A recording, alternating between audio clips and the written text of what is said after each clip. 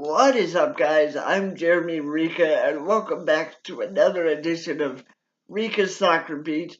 Today, we're going to talk about something that is coming up this summer. We're not going to talk about indoor soccer in this video. We are going to talk about the World Cup and who you think is going to do well, what groups you think are going to be the groups to watch, because I'll tell you what, I gotta be honest with you, I'm not very interested in this World Cup. Will I watch it? Of course I'm going to watch it, because you know what?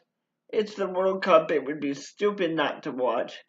But at the end of the day, I'm not interested in it, because the US is not in it, and I know that's a silly reason not to watch the World Cup, because there are still a good amount of quality teams within this tournament, and there always are. And I think if you look at the groups, the group to watch is really going to be Group F, because you have Sweden, Mexico, Germany, and the Korea Republic. Now, that might not seem like the best group in the tournament, but I still think that is going to be the group to watch. I still think that Germany is going to be a heavy favorite to win the World Cup, because let's face it, they're a powerhouse every year. They're one of the nations that I think can contend every year. I think Argentina has a good chance because they're going to get out of that group. Brazil is going to get out of the group. The Netherlands should get out of the group. So I think there's a lot of teams that are going to get out of the group. My question is, for you guys, who do you think is going to be the group to watch, and who do you think is going to be there at the end? And more importantly, how do you think this World Cup is going to be without the US in the World Cup? Because I'll be honest with you, like I said before, I'm not really that interested in the World Cup this year, simply because maybe it's because I'm not used to the US not being there. I mean, did the US deserve to be there? No, absolutely not.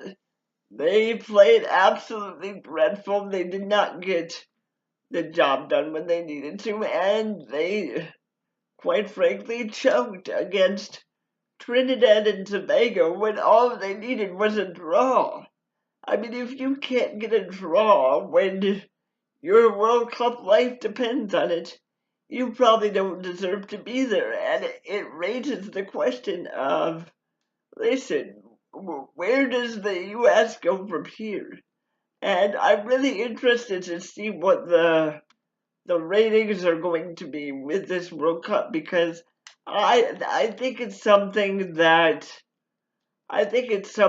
you look at and you wonder, is the US going to make a big difference? And I don't think the US is going to make that big a difference, or I should say the absence of the US is going to make a big difference when it comes to the ratings for the World Cup.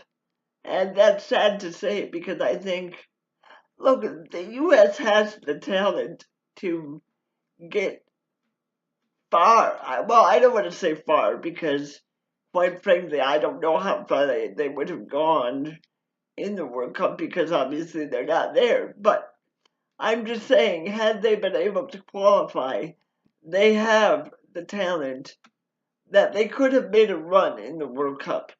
Now, does that mean they would have? I don't know. But the United States Soccer Federation has to do a better job bringing in people that are going to make this a powerhouse in international soccer, because I think it's big that the US did not qualify for the World Cup. I mean, it was the first time in several years that they didn't qualify, and if you look at it, they had such an easy job to do. they come out against Honduras and they look good, right?